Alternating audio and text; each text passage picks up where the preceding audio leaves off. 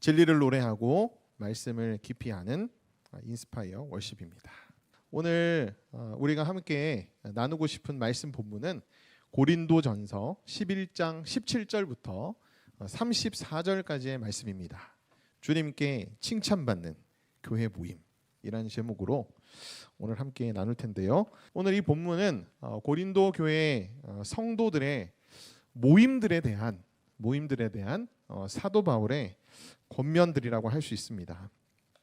저도 이번에 이 말씀을 좀 준비하면서 이러한 사도 바울의 어떤 모임들에 대한 권면들이 우리 교회마다 잘 지켜진다면 참으로 엄청난 그런 하나님의 능력이 나타날 텐데 그러지 못하는 어떤 현실들을 좀 바라보면서 하나님께서 참 말씀으로 2000년 전에 우리가 어떠한 교회 생활들을 세워나가야 될지 참 정확하게 이렇게 알려주셨구나라는 그런 생각들을 좀 많이 하게 됐거든요. 그래서 한 절 한 절 우리가 이 의미들을 한번 정리를 해보고 오늘 또 우리의 교회들마다 한번 적용을 해보는 그런 시간들을 가졌으면 좋겠습니다. 자, 17절, 18절, 19절에는요.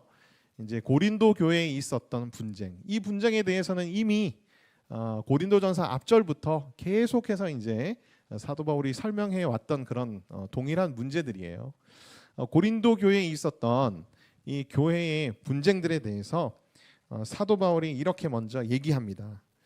너희를 칭찬하니 하지 아니하나니 이는 너희의 모임에 유익이 못되고 도리어 해로움이라라고 얘기합니다. 그러니까 이제 고린도 교회 성도들이 모임을 가질 때마다 뭔가 칭찬받지 못할 만한 일, 모임의 유익도 안 되고 해로운 행위들을 지금 하고 있다라는 것을 사도 바울이 지금 얘기를 하고 있는 거예요. 그러면서 이제 구체적으로 이 모임에 대해서 사도 바울이 권면하기 전에 이 분쟁들은 우리가 이런 의미로서 좀 바라볼 필요가 있다라는 사도 바울의 자신의 견해들을 먼저 밝힙니다. 그 견해가 바로 18절, 19절 말씀이에요. 18절에는 이렇게 말합니다. 먼저 너희가 교회에 모일 때에 너희 중에 분쟁이 있다 함을 듣고 어느 정도 믿거니와 라는 말씀이 있습니다. 이 말씀은 여러분들이 쉽게 어떻게 이해하시면 되냐면은 내가 너희 교회에 있는 고린도 교회에 있는 분쟁에 대해서 들었는데 헛소문이라고 생각하진 않아. 분명히 너희 교회에 그런 분쟁들이 있을 거야. 그렇게 나도 생각해 라고 이제 사도 바울이 교회의 분쟁들이 있을 수밖에 없다는 것을 이제 인정하는 말이라고 여러분들이 이해하시면 되겠습니다.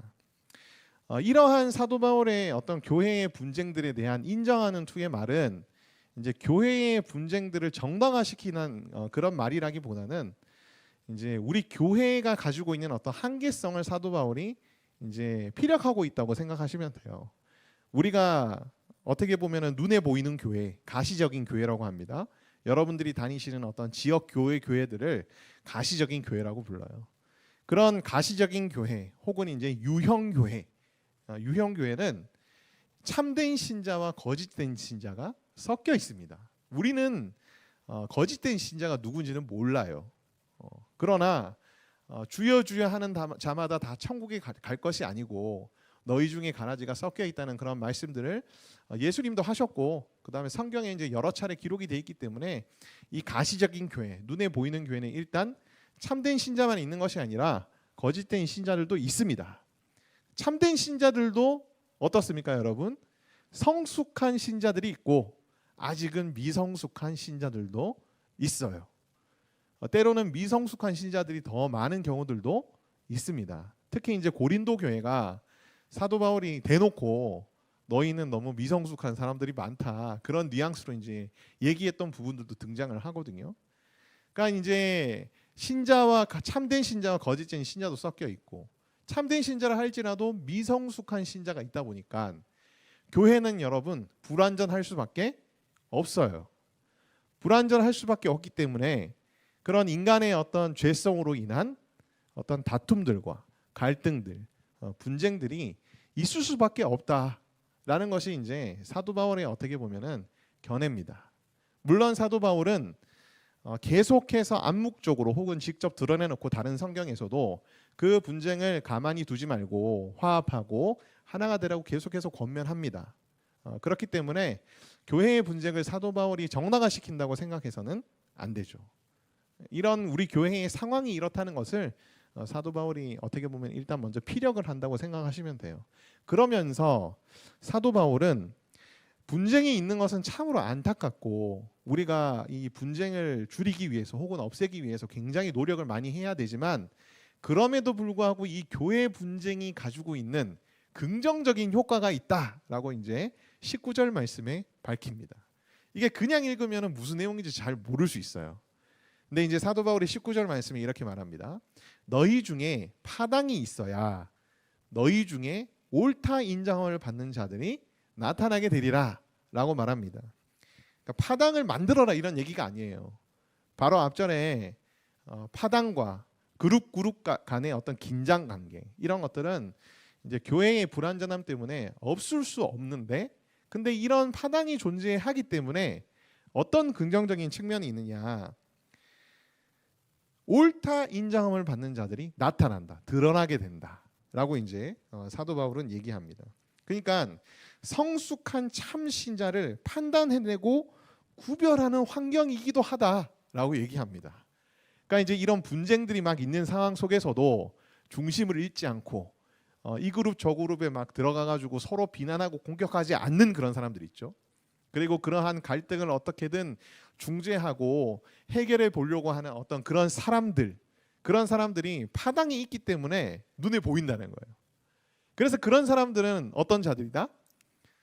훨씬 더 파당을 만들어서 분쟁을 일으키는 사람들보다 옳다 인정을 받는 사람이다. 그러니까 성숙한 사람이다. 하나님 보시기에 아주 신앙이 그래도 믿음이 좋은 사람으로 인정받는 사람이다라는 거예요. 그러니까 이제 어떻게 보면 교회 안에 우리가 직분자들이라든지 교회 안에 어떤 리더십들을 세울 때에 잘 세워야 되는 이유도 여기에 있습니다. 교회의 불완전함은 완전히 없어지진 않을 거예요. 그러나 그런 갈등 상황 속에서 이제 분쟁을 일으키는 어떤 당사자보다는 그 분쟁에 대한 심각성을 알고 그 다음에 그것을 가슴 아파하며 기도하고 또 실제적으로 그런 분쟁들을 해결을 하려고 하는 자들은 옳다 인정을 받는 자들이고 그런 사람들을 어떻게 해야 되죠? 바로 교회의 지도자들, 리더십들, 그 다음에 직분자들로 세워야 교회가 어떻게 될까요? 더욱더 순결하고 더욱더 완전해지는 공동체가 될 수가 있다. 그래서 이제 이건 이제 우리 교회들의 굉장히 지금 숙제 중에 하나인데 사실 교회들마다 이제 교회를 운영해야 되다 보니까 재정이 사실 많이 필요해요. 재정이 많이 필요하다 보니까 아무래도 헌금을 많이 내시는 분들한테 좀 더 뭔가 보상을 해주고 싶은 마음 때문에 직분이라는 것이 그렇게 보상의 어떤 용도로서 활용되는 경우들이 지금 한국 교회 안에 굉장히 많습니다. 그리고 그러한 것 때문에 이 사람의 어떤 성숙함을 가지고 분별해서 사람을 세우기보다는 그런 재물의 많고 적음에 따라서 이 직분이 주어지다 보니까 미성숙한 사람들이 너무 많이 리더십이 되고 미성숙한 사람들이 뭔가 교회 안에서의 어떤 기득권층이 되면서 이 분쟁과 분열에 아주 중추적인 역할을 해버리게 되는 참 그런 안타까운 현실들이 계속해서 이제 벌어지고 있어요. 제가 이 이야기를 하는 이유는 여러분 뭐겠습니까? 우리 인스파이어에 참여하시는 모든 분들은 우리 장기적인 목표예요. 다들 여러분들이 성숙한 참된 신자들이 되셔서 나중에 다 어떻게 하시라? 장로님이 되시고 권사님들이 되셔서 지금 이 교회에 아프고 혼란한 상황들을 여러분의 손으로 어떻게 하셔야 됩니까? 정리하고 다시 세우고 올바르게 바꿔 가셔야 됩니다. 이것이 어떻게 보면 하나님께서 우리를 구원하신 사명, 모든 사람들에게 주어주신 사명이기도 합니다.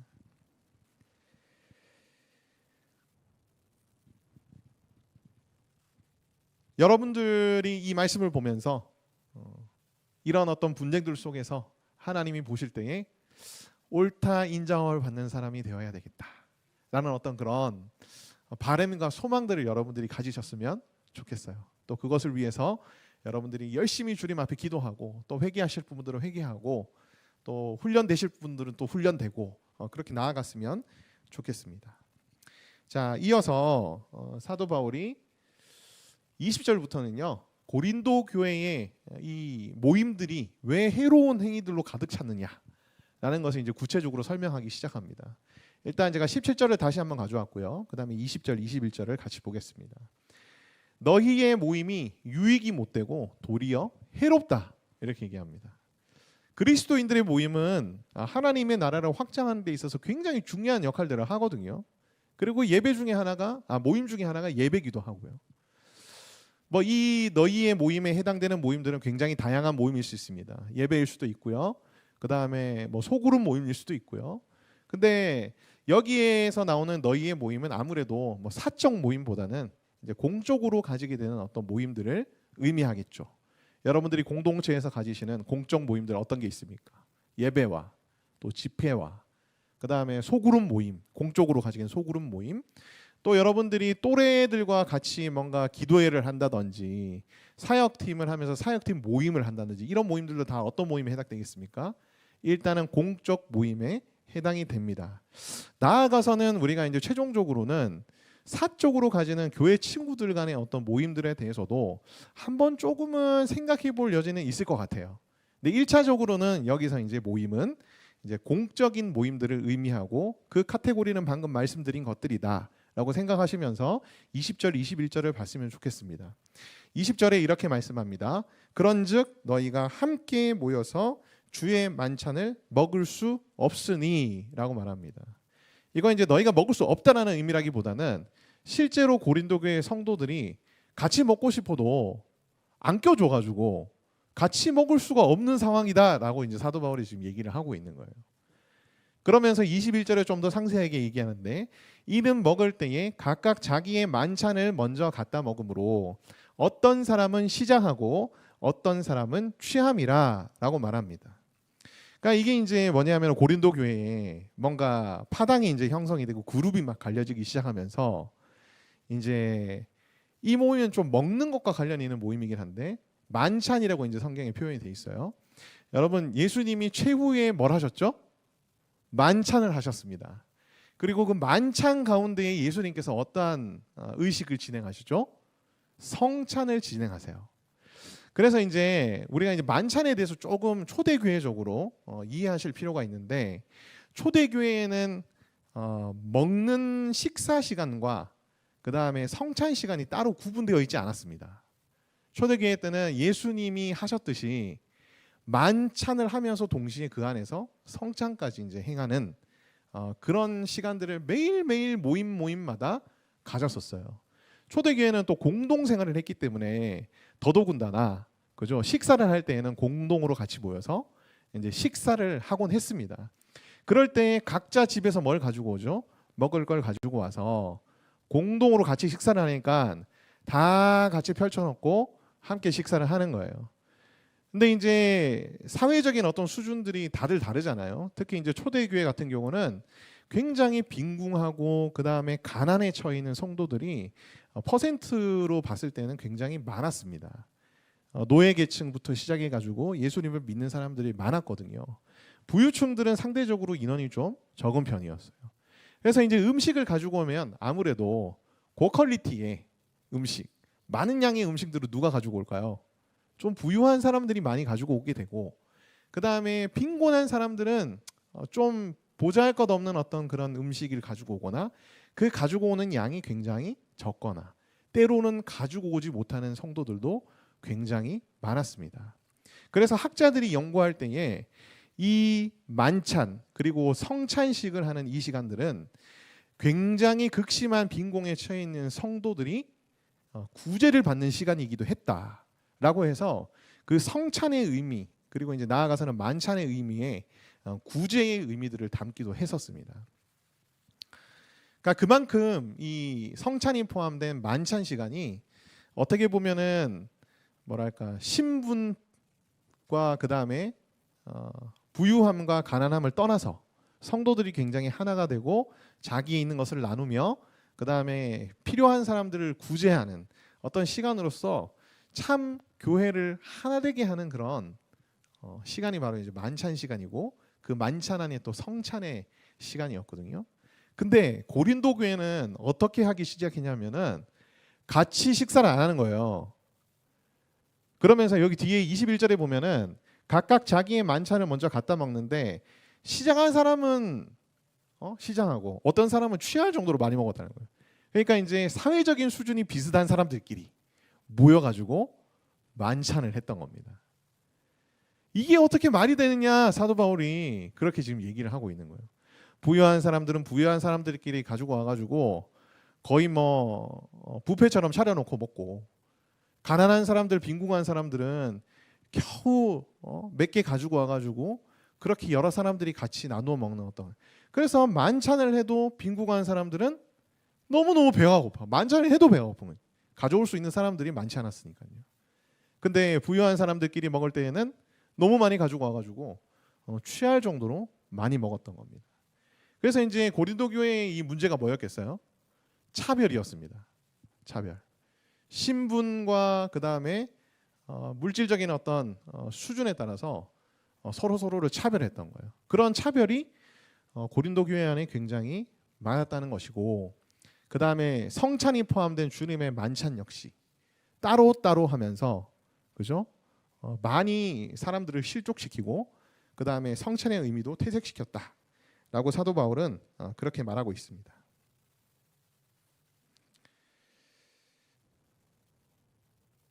자, 이어서 22절 말씀을 보죠. 너희가 먹고 마실 집이 없느냐. 야, 그렇게 너희들끼리 끼리끼리 먹고 싶으면 너네 집에 가서 먹어. 집이 없어가지고 하나님의 집에까지 와가지고 너네가 지금 이 짓을 벌이고 있느냐. 사도 바울이 그렇게 얘기를 하는 겁니다. 너희가 하는 행동은 어떤 행동과 같냐? 하나님의 교회를 업신여기는 것 같다.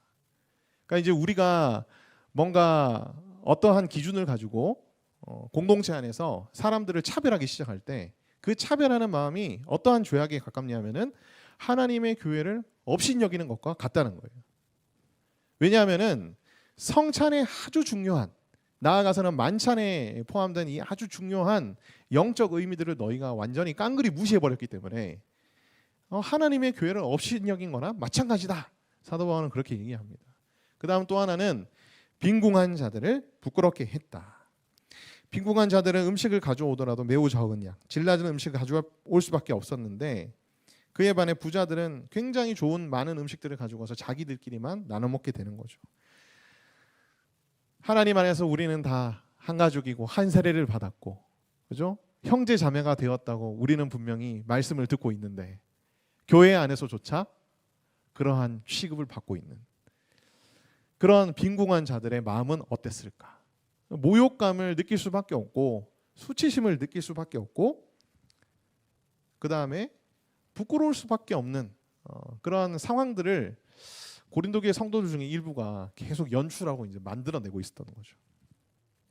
실족해하는 죄에 해당됩니다. 우리가 이제 계속해서 이전 그리스도인의 자유의 어떤 남용에 대한 문제를 얘기할 때에 실족에 대한 문제들을 계속 다뤄왔잖아요. 그러니까 여전히 여기서도 빈궁한 자들을 너희가 실족시키고 있는 거 아니냐, 사도 바울이 그렇게 지적을 하고 있어요.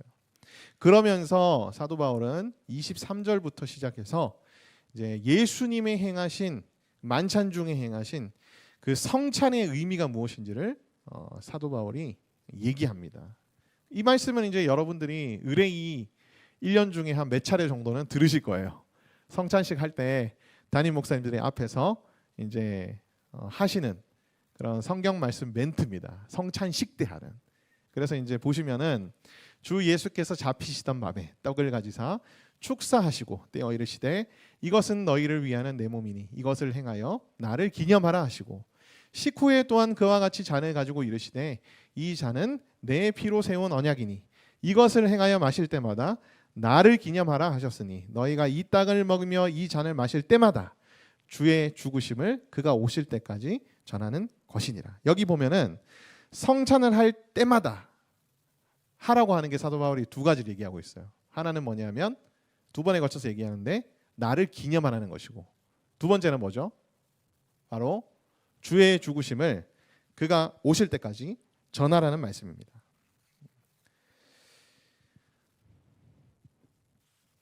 일단 성찬에 대한 신학적인 입장들을 한번 우리가 공부해 봤으면 좋겠어요.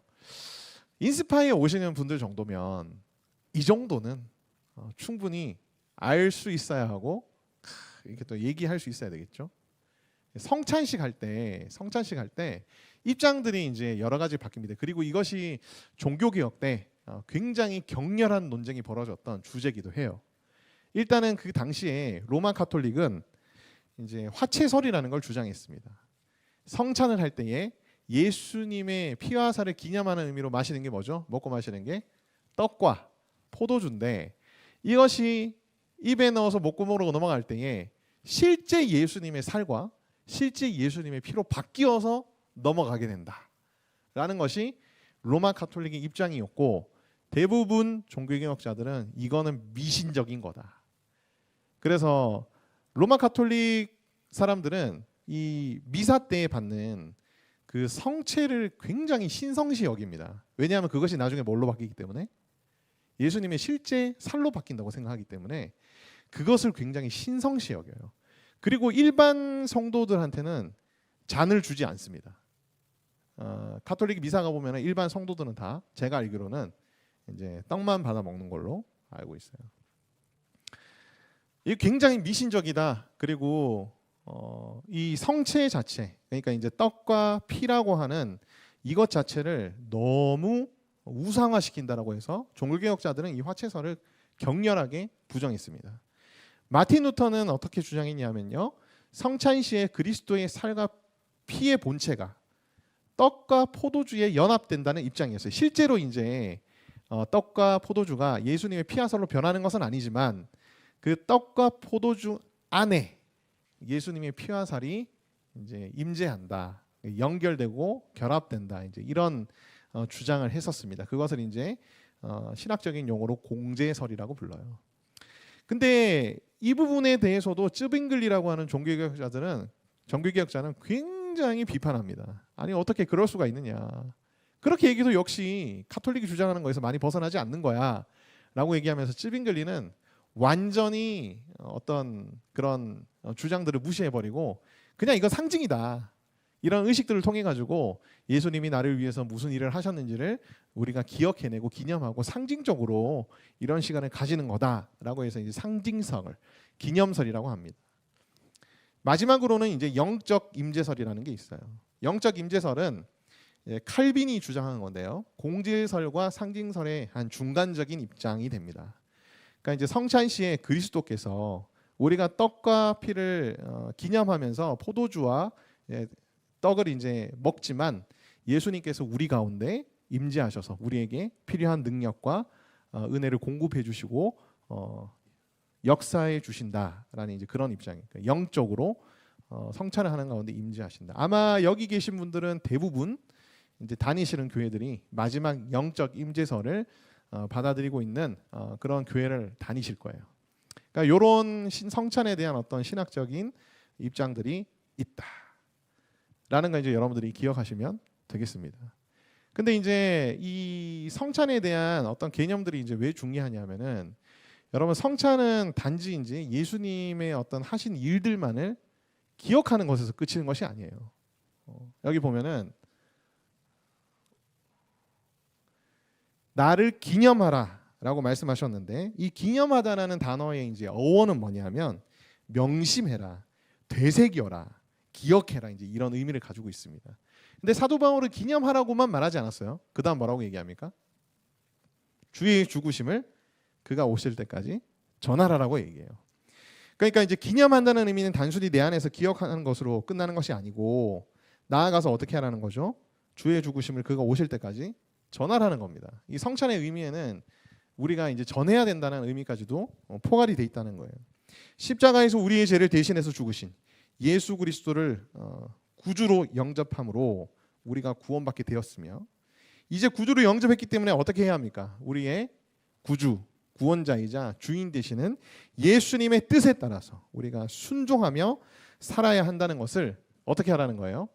전파하고 가르치라는 거예요. 그리고 너희 스스로도 그렇게 살아내면서 이것을 전하라는 겁니다.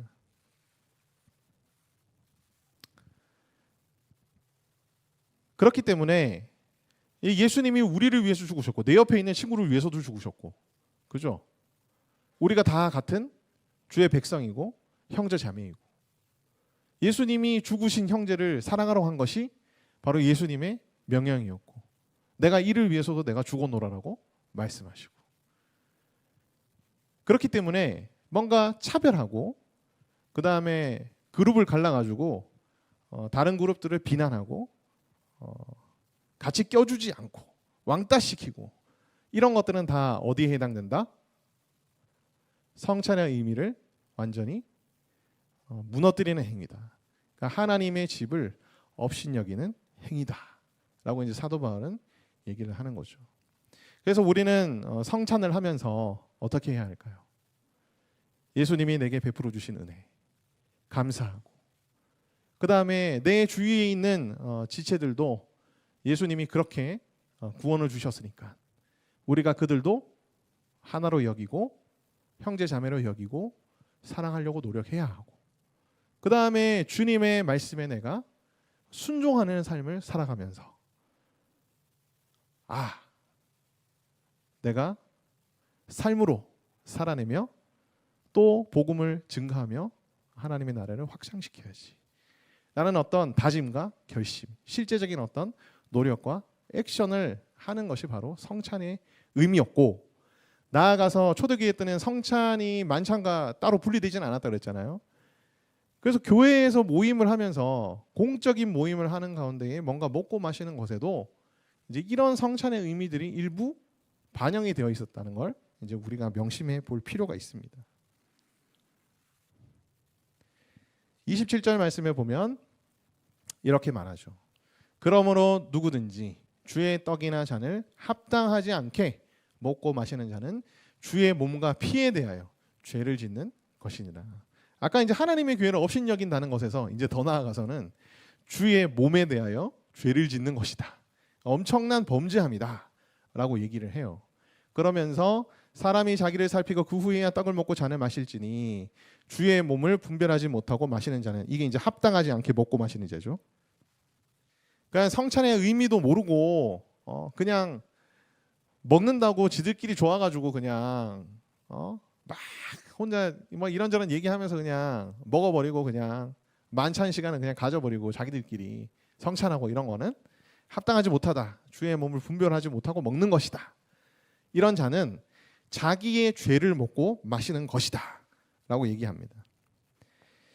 자, 합당하지 않게 먹고 마시는 자는 주의 몸과 피에 대하여 죄를 짓는 것이라. 여러분, 그렇기 때문에 우리의 공적 모임들이 이런 어떤 성만찬의 영적인 의미들을 잘 반영하고 있는 모임인가 아닌가를 우리가 한번 되돌아볼 필요는 있습니다. 그렇지 못하다면 어떻게 해야 할까요? 이런 성만찬의 의미들을 회복시켜야 되는, 우리의 공적 모임들의 이런 성만찬의 의미들이 회복되는 것이 굉장히 중요하다는 거예요. 교회를 건강하게 하고 온전하게 세우는 데 있어서 매우 중요한 과제이기도 합니다. 사역팀 모임을 하든 또래끼리 기도회 모임을 하든 또래 모임을 하든 소그룹 모임을 하든, 그죠? 예배로 모이든 집회 시간을 가지든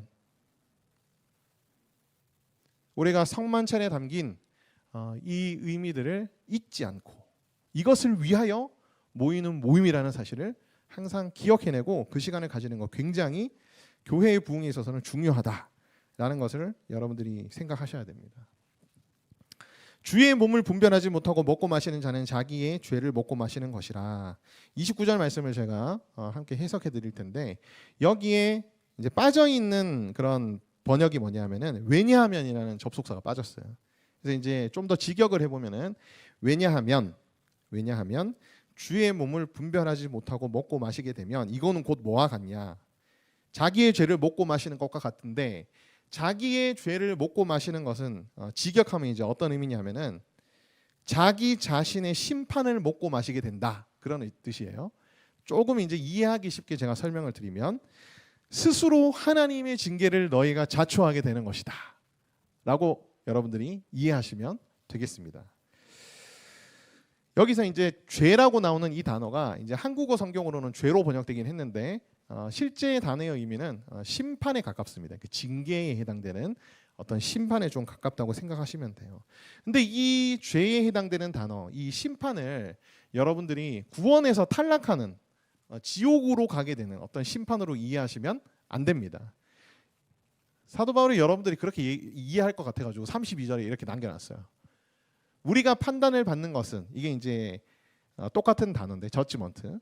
이제 우리가 판단을 받는 것은 주께 징계를 받는 것이니 징계받는 것이니 이것은 우리의 구원이 취소가 돼가지고 우리가 지옥으로 간다는 의미가 아니라 우리가 세상과 함께 정죄함을 받지 않게 하려 하심이라. 그러니까 우리가 구원이 폐지되는 건 아닌데, 그죠? 우리가 잘못된 행위로 더 나아가지 않도록 하기 위해서 하나님이 우리를 징계하는 그런 심판이야라고 이제 32절에 단서를 이제 달아놨습니다. 그래서 내가 이걸 분별하지 못하고 먹고 마시게 돼버려서 지옥 가면 어떡하지? 이런 염려를 하실 필요는 없어요. 다만 하나님께서 진노하셔서 우리에게 뭔가 징계하실 수는 있다라는 것을 여러분들이 생각하시면 좋겠습니다. 그만큼 뭐예요? 그만큼 우리가 교회 모임들을 가질 때에 어떠한 목적을 가지고 가져야 되느냐, 그리고 이 모임 속에서 성만찬의 의미가 회복이 되기 위해서 우리가 어떻게 해야 할까를 굉장히 우리가 고민을 하고 그런 의미들을 잘 세워가면서 모임을 가져야 한다. 그게 매우 중요하다는 걸 사도 바울이 지금 강조하고 있다고 여러분들이 생각하시면 되겠습니다. 30절 말씀은 이제 실제로 고린도 교회가 합당하지 않은 성만찬 모임들을 가졌기 때문에 겪게 된 어떤 결과, 두 번째 결과죠. 죄를 지은 것과 함께 두 번째 결과인데 이런 말씀이 있습니다. 그러므로 너희 중에 약한 자와 병든 자가 많고 잠자는 자도 적지 않아요. 잠잔다는 얘기는 이제 죽었다는 얘기거든요. 육신적인 죽음을 얘기합니다. 이게 이제 무슨 의미냐면은 너희가 성만찬을 제대로 하지 않아 가지고 너희 중에 약해진 자와 병든 자, 죽은 자가 많은 거야라고 사도 바울이 얘기를 하는 거예요. 근데 여러분들이 이걸 이해하실 때에, 해석하실 때에 여러분들이 잘못 해석하시게 되면은 성만찬에 뭔가 되게 마술적이고 주술적인 어떤 능력이 있어가지고 이걸 제대로 안 하면 우리 다 그냥 가다가 길 가다가 사고 나고 그죠? 막 그렇게 돼버리는데 이렇게 이해하시면 안 돼요. 안 돼요. 그러니까 하나님이 심판과 징계를 내리셨는데 고린도 교회에는 어떤 심판과 징계가 있었냐라고 이해하셔야 됩니다. 이것을 가지고 너무 일반화시켜가지고 모든 교회들이 지금 시대의 모든 사람들도 성만찬을 잘못하면은 예배드리고 가다가 사고 나가지고 죽는다든지 갑자기 병든다든지 그렇게 생각하시면 절대로 안 돼요. 반대로 내가 병들었고 그 다음에 약해졌는데 성찬하면 오늘 병이 낫겠구나. 너무 그렇게 또 과하게 생각하시면 안 돼요. 물론 하나님이 은혜 주시면 병이 낫는 역사도 있습니다만 이것을 너무 보편적으로 지나치게 이제 적용을 해버리면은 약간 성경이 원래 해석하고자 하는 바와 좀 빗나가 버릴 수 있다라는 것을 여러분들이 꼭 명심하시기를 바라요. 질병과 죽음은 개인의 죄의 결과일 수도 있지만 이제 성경에서는 죄로 인해서 모든 인간이 보편적으로 경험하게 된 죄의 결과이기도 합니다. 그래서 개인의 죄의 결과로서만 여러분들이 너무 지나치게 이제 부각해서 받아들일 필요는 없어요. 그러니까 고린도 교회에는 성만찬의 문제 때문에 하나님이 실제로 이런 징계를 하셨다라고 이제 생각하시면 됩니다. 우리들에게 있어서는 하나님이 어떤 징계를 하실지는 뭐 각 사람마다 다르겠죠. 근데 중요한 건 뭐냐면 그리스도인의 어떤 모임에서 우리가 너무 분별 없이 마음대로 내 하고 싶은 대로 이렇게 해버리면 하나님이 그걸 굉장히 싫어하신다는 거예요. 그리고 어떤 식으로 오는지 하나님이 벌하실 수 있다라는 것이 사도 바울의 지금 핵심이다라고 여러분들이 이해하시면 되겠습니다. 자, 우리 교회에서 가지는 모임들이 하나님 보실 때 칭찬받는 모임이 되려면 31절 말씀에 우리가 우리를 살폈으면 판단을 받지 아니하려니와 우리가 판단받는 것은 주께 징계를 받는 것이니 이는 우리로 세상과 함께 정죄함을 받지 않게 하려 하심이라. 그런즉 내 형제들아 먹으러 모일 때에 서로 기다리라 라고 얘기합니다. 그러니까 이제 서로 살피라는 거예요. 우리 스스로를 살펴라. 이 말이 뭐겠습니까? 왜 모일까에 대해서 생각을 하라는 거예요. 이 모임의 목적이 뭘까를 분명하게 정하라는 거예요. 하나님이 이 모임의 목적을 어떻게 생각하시는지 찾으라는 거예요. 그것들을 살피면서 모임을 가지면 자연스럽게 하지 말아야 될 건 안 하게 되고, 그죠? 해야 될 것들을 하게 되는 어떤 그런 모임들이 되겠죠. 그런 모임들이 되어야 된다. 그 다음에 실제적으로는 고린도 교회 성도들에게 어떻게 얘기합니까? 먼저 니들끼리 끼리끼리 모여가지고 먹지 말고 형제들 다 같이 와서 함께 먹을 때까지 기다려라 라고 사도 바울이 그렇게 권면을 합니다. 이게 단순히 그냥 기다리라 뭐 살피라 이제 이런 의미라기보다는 이제 조금 더 이 안에 영적인 의미들을 우리 시간에 좀 적용을 해보면은 뭔가 그리스도의 복음이 좀 나눠지고 선포되고 하나님의 말씀이 나눠지고 그 다음에 하나님 말씀대로 살지 못했던 어떤 내 삶에 대해서 나누면서 서로 기도해주고 격려하고 함께 용기를 붙들어주며, 그죠? 다시 한번 말씀으로 삶을 살아갈 수 있게 서로 위해주는 어떤 그런 모임을 만들어라는 거예요. 공적인 모임은 적어도 그런 모임이 돼야 된다는 거예요.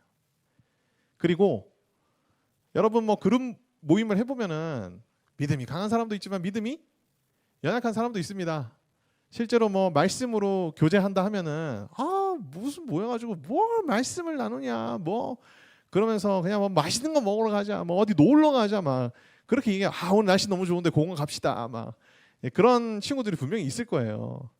그런 친구들 어떻게 하라는 거예요? 기다려줘라. 오래 참고 이 뒤에 이제 13장 14장에 보면 이제 사랑장이 나오면서 사랑은 오래 참고 온유하며 이런 말씀 나오잖아요. 그러니까 믿음이 연약한 자들이, 그죠? 그리스도인으로서의 합당한 모임에 마음을 붙이고 더욱더 참여를 할 때까지 계속 어떻게 하라는 거예요. 기다려주면서 당겨주고 계속 참여시키고 참기도 하고 이제 그러라는 의미라고 생각하시면 되겠습니다. 여러분 우리 모임들 속에서 특히 공적인 모임들 같은 경우는 항상 말씀 중심적인 모임이 되어야 됩니다.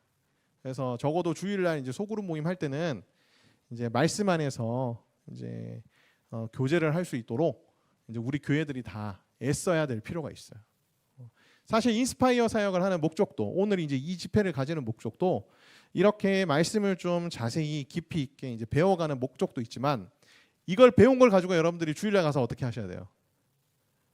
특별히 뭐 목사님이 교재를 주거나 그죠? 리더들을 훈련시키지 않는 교회들에서 소그룹 리더 하시는 분들은 이거 가지고 가셔가지고 쉐어링하고 나누면 돼요. 그리고 리더이신 분들은 여기서 배웠으니까 또 가셔서 이걸 나누면 되겠죠. 앞으로 이제 9월부터 우리가 사역을 하게 되면 이제 매주 교재들이 나올 겁니다. 이 본문과 관련된 교재들이 나와서 여러분들이 자유롭게 이제 소그룹 모임에서 활용할 수 있도록 저희들이 그렇게 서비스를 해드릴 예정이에요.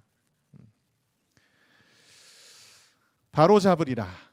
마지막에 이렇게 사도 바울이 얘기합니다. 되게 무시무시한 말일 수 있어요. 고린도 교회 성도들 입장에서는 누구든지 시장하거든 집에서 먹을지니 이는 너희 모임이 판단받는 모임이 되지 않게 하리 함이라.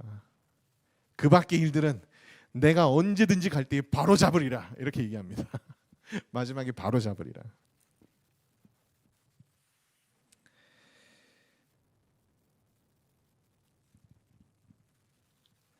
사도 바울이 이런 얘기를 하는 목적은 뭘까요? 고린도 교회 성도들 너무너무 사랑하기 때문이에요. 사랑하기 때문에 바로 잡겠다고 얘기하는 겁니다. 왜? 내가 바로 잡지 못하면 이 교회 성도들이 바로 앞에 어떻게 된다고요? 스스로 심판을 자초하게 된다 그랬잖아요. 그러니까 하나님의 그 징계와 진노하심으로부터 이 고린도 교회 성도들 내가 지켜내려면 어떻게 해야 되는 거예요? 이들 바로 잡아야 되는 거지. 그리스도인 모임들이 온전하게 말씀 안에서 세워질 수 있도록 그 성찬의 의미들이 정말 내포될 수 있도록 내가 바로 잡아야지. 안 그러면 이 고린도 교회 성도들이 큰일 난다는 그런 인식을 사도 바울이 가지고 있었습니다. 하나가 되어야 한다고 해서 틀린 것, 옳지 않은 것까지 다 묵인하고 넘어갈 수는 없어요. 사랑 안에서 아이를 타이르듯이 사도 바울이 권면하고 있다. 그리고 우리도 어떻게 해야 한다? 권면해야 된다. 그리고 또 권면 받아야 합니다. 우리도 권면 받아야 돼요. 이게 성숙한 사람이냐 아니냐의 특징이 뭔지 알아요? 저희 아이들이 이제 사춘기에 점점 접어들면서, 그죠? 엄마 아빠가 너 이렇게 하는 거 잘못이야 라고 얘기하면은 어떻게 대받아치는 줄 아세요? 네? 안 잘못인데, 내가 잘못한 거 없는데, 그렇게 얘기해요. 이제 미성숙한 사람들은 권면을 받아도 바로 잡지를 못합니다. 기분 나쁘죠. 나에 대해서 너 잘못한 게 이거야라고, 워딩은 실제로 그렇진 않지만 나에게 잘못한 것들에 대해서 얘기를 해줄 때는 기분이 당연히 나쁠 수밖에 없죠. 그러나 이렇게 나에 대해서 얘기를 해주는 목적이 내가 잘 되기를 바라기 위함이란 걸 알고, 또 내가 삼자적인 관점에서 사람들이 나를 이렇게 생각할 수도 있겠구나라는 걸 우리가 돌아본다면, 그리고 내 삶을 통해서 하나님 영광 받으셔야 되는데 실제로 그렇지 못하는 것을 우리가 인식하게 된다면, 여러분, 우리는 당연히 이걸 바로잡으려고 노력을 할 수밖에 없겠죠. 그것이 바로 성숙한 사람이라는 거예요. 여러분들은 누군가가 여러분에게 옳지 못한 것들을 얘기를 할 때라도 그것을 여러분들을 위한 정말 사랑의 말이라고 인식하시고, 또 여러분 스스로를 말씀 안에서 계속해서 개혁시키고 변화시키고 바꿔가는 그런 여러분 되시기를 간절히 바랍니다. 결론이에요. 차별하지 않는 그리스도인이 되어야 합니다. 제가 뭐 동성애 찬성하라는 얘기가 아니에요. 동성애는 죄가 맞아요. 차별금지법이 이상하게 용어가 차별금지라고 돼 있어가지고, 죄인데 죄가 아닌 거를 죄인데 그 죄가 아니라고 얘기하라고, 그게 차별을 하지 않는 거라고 그렇게 얘기하는 거에서 동의하지 않습니다. 그런 맥락이 아니라, 그죠? 우리의 어떤 배경, 우리의 어떤 스펙, 그다음에 우리가 가지는 어떤 환경들, 이런 것들 가지고 서로 차별하지 말라는 거예요. 자기에게 득될 것 같은 사람들만 관계를 맺고, 자기에게 별로 득되지 않을 것 같은 사람은 거듭도 보지도 않는 거지. 이런 사람들은 영적 소시오패스입니다. 진짜로. 자기에게 득되는 것만 생각하는 거예요. 인간관계를 그렇게 맺어가는 거예요. 우리는 그런 차별을 하는 그리스도인이 되어서는 안 된다. 내 옆에 있는 자들을 구원하시기 위해서 예수님께서, 그죠? 목숨을 바치셨. 그렇게까지 사랑했던 친구를 나도 그렇게 바라봐야 되는 거예요. 두 번째로, 교회 모임들이 건강하고 온전하게 되기를, 또 회복되기를 여러분들이 기도하시기를 바랍니다. 내 안에 바로 잡혀 있지 않는 것들이 바로 잡혀질 수 있도록 하나님께서 은혜를 주시고, 그 다음에 바로 잡으려는 말에 내가 귀를 기울일 수 있도록 여러분들이 하나님께서 은혜 달라고. 실제로 우리가 말씀은 많이 듣는데요, 바로 잡지 않는 사람들이 되게 많죠. 그게 이제 우리의 성숙도를 나타내는 지표기도 합니다. 하나님은 늘 우리에게 말씀을 통해서 너가 이렇게 되기를 바래, 이렇게 바뀌었으면 좋겠어, 그렇게 말씀하시는데 우리는 도통 그 말을 알아듣지도 못하고 그냥 내 할 말만 하죠. 내 할 말만. 그러면은 미성숙한 거야. 젖을 먹는 자들이 되지 말고, 그죠? 하나님의 말씀을 소화할 수 있는 그런 우리 되기를 간절히 바랍니다.